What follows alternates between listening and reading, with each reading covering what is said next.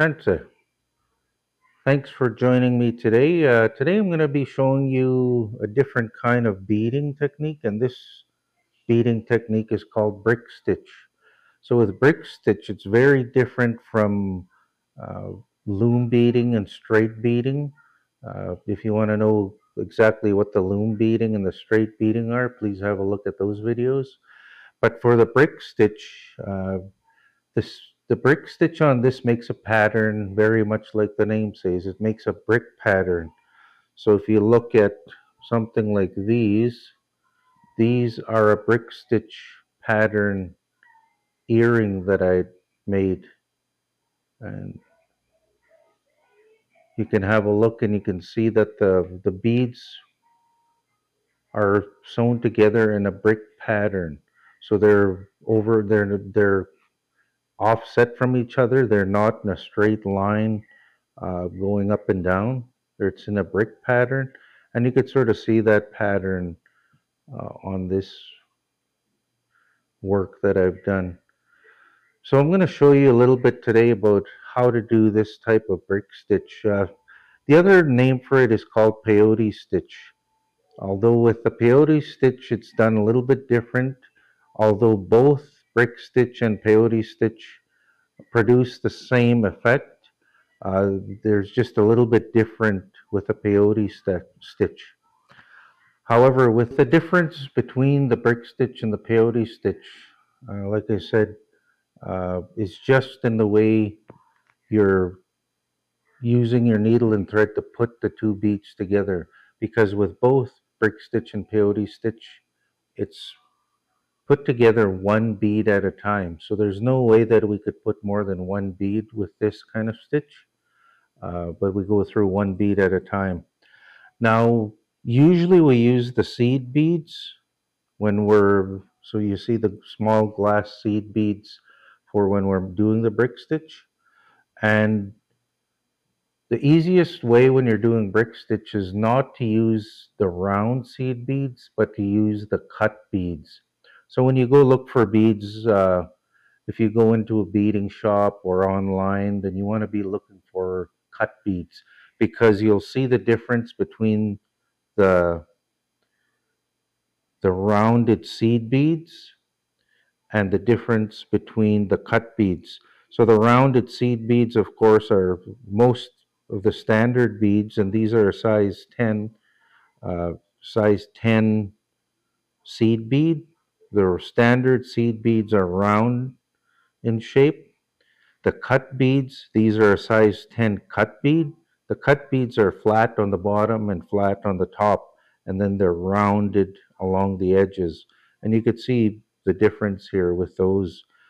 So with the cut beads, it's much easier for to use those when you're doing brick stitch because the flat parts sit on each other, and this way they're not going sideways or you're not getting uh, lines that are crooked uh, like if you use the round beads. So you want to be using cut beads, and the most common is a size 10 cut beads, and they come in all the colors as well. So again, brick stitch, you want to be using the cut size 10 seed beads. And like I said, you could find those in your beading shop or if you're looking for them online. So I'm going to be showing you how to do the brick stitch. Before you begin, of course, you need to look or make a pattern. So you can go online and just search brick stitch pattern printable or brick stitch pattern, and then you'll come up with sort of different blank pattern templates like this, where you can use these as a template for drawing out your design on what you're going to make because they're in the if you look on the at the lines on here, they are offset like a brick pattern, and that's what you want. It's easier to search for the rounded brick pattern, especially when you're working with beads. Otherwise, if you just search brick pattern printable, then it's going to be the square brick looking. It's much easier if you go with a circle patterns. And from here, you just kind of color in or draw in the design that you're going to make for the piece that you're working on.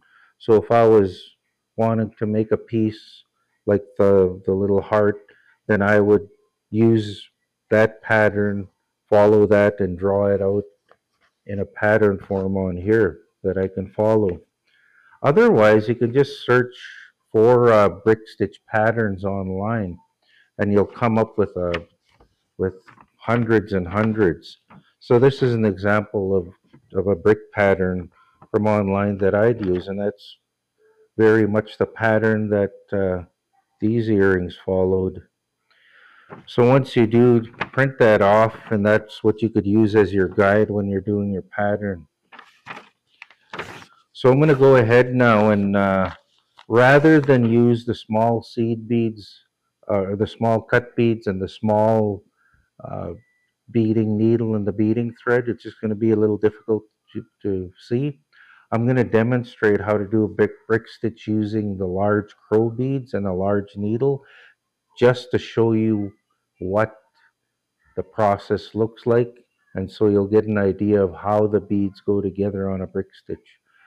So I'll go ahead and get my crow beads out and my thread, and we'll get going on the brick stitch.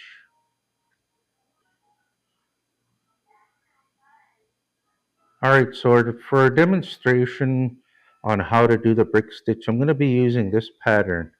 But how I do it is if I print off a pattern like this that I'm going to follow, then I usually use another piece of paper just to sort of mark which part I'm on. So I'm going to start near the bottom of this heart. So right about here, and I'm not going to start right at the first single bead. I'm actually going to go down a ways until I have about five of them. So that would be a good place to start, because it's going to make my following my brick stitch much easier if I have at least five for my first row. So this, where I've got five beads lined up here, that's going to be the first part that I start on. So I'm just going to move the paper over just so you could see what I'm doing with the beading. All right, so we've got our beads here. So I see that I've got two colors here. This on the paper, on my pattern, it's a gold and a white, but I'm going to be using a blue and a white. So I see that my first bead, and I'm just going to start from my right. So that's right here is my right. And I'm going to sort of lay my beads out on how they're going to be going. So I lay them out just so it's easier for me to know. So I know there's one blues. So my blue is going to be the gold color, and then the white. So one blue, three white, I know I'd have to do, then another blue. So those are the five beads that I'm going to be beginning with.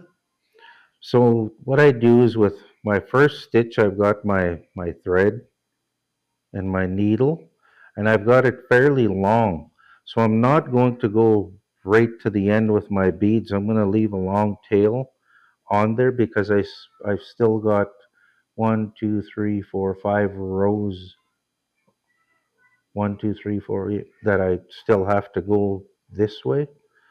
So I'm going to leave a fairly long tail. Just mark my finger where that is and take my first and second bead, and I'm going to run them all through my thread. So I'm just going to move these other beads so they're not really getting in the way while I'm doing my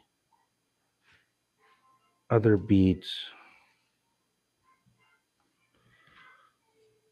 All right, so I've got my first two beads on my string, and they're just sitting there on the in the straight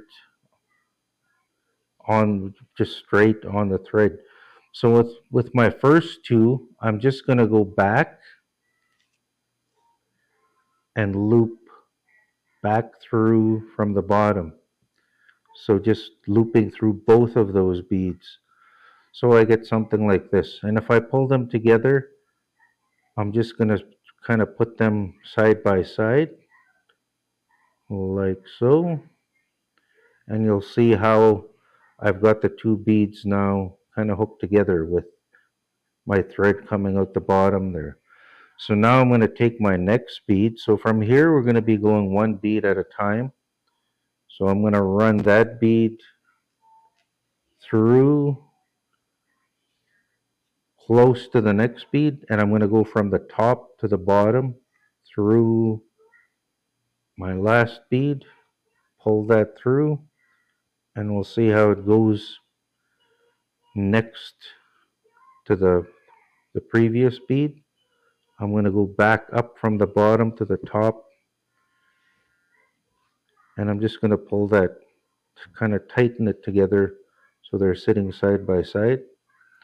Now I'm going to do the same thing. We'll pick up my next bead, run it close to the other one, and go from the bottom to the top, pull it together, go through the top on the bead I just put on, and pull that together. So you'll see my beads are sort of lining up alongside each other. Now I'll just go again with the same thing with the next one. I'm going to come in on my previous bead, pull it up close, come in from the bottom to the top, tighten that up, and again with my other bead that I had waiting there.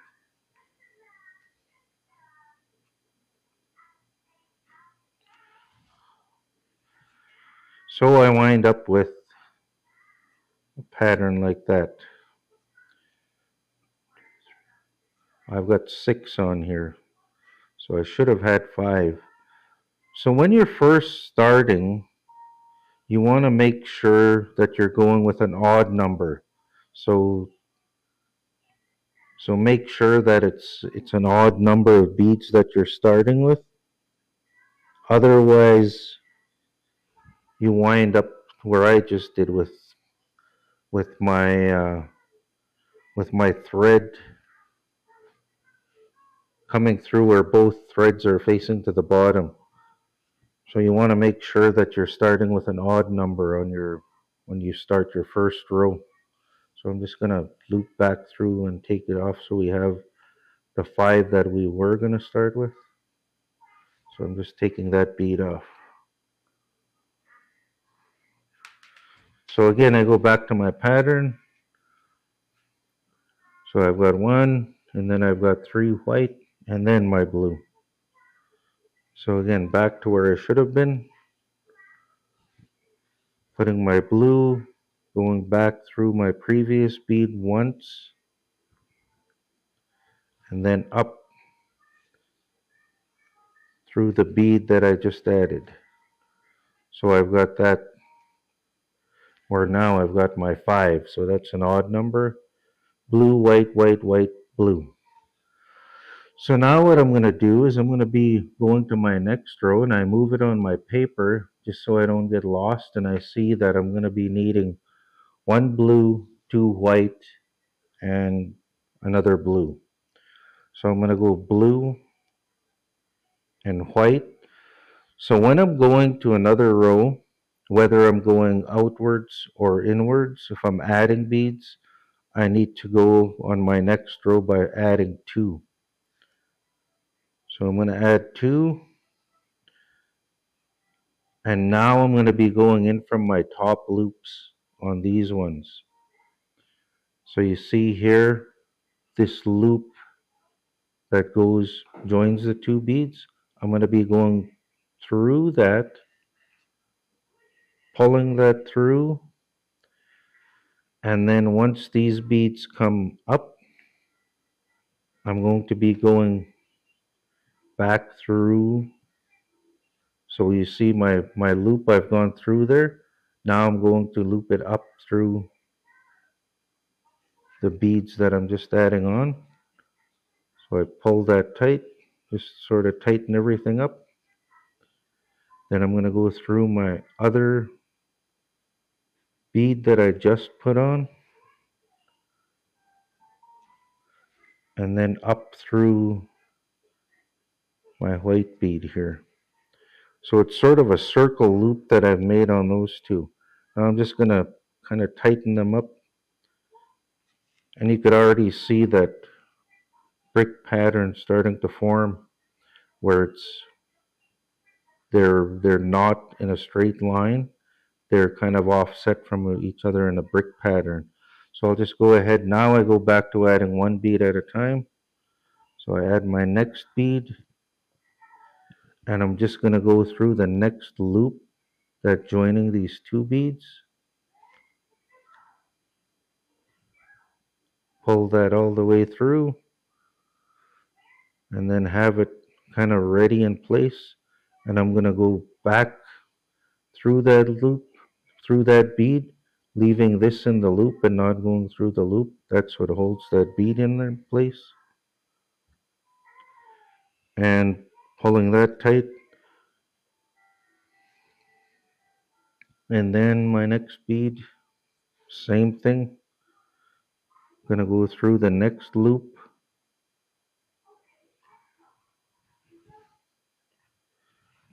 and go back up through that bead, pull it tight, and now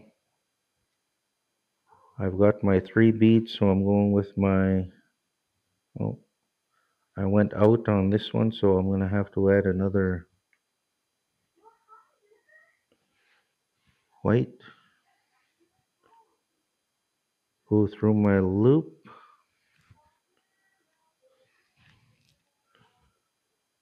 back up through, and now with my next bead, I'm going to go back through the loop that I just went through. So you see here on that lower two beads, I'm going back through that loop again and back up through it. So you see now I'm getting that brick pattern. So that's how we do brick stitch, or some call it the peyote stitch, but that's how we do that. And I just keep adding. So on the next row again, I'd go with my two again and go through this loop, and I'd be going outward. And I just keep going through these loops, adding one bead at a time, going through the bead, through the loop, back through the bead at the top. And I just continue in that pattern all the way, all the while following my pattern, so I know how many beads that I'm adding and how many that I need to go on the next row. So that is how you do brick stitch or peyote stitch. Thank you for joining me today. I hope you learned something new.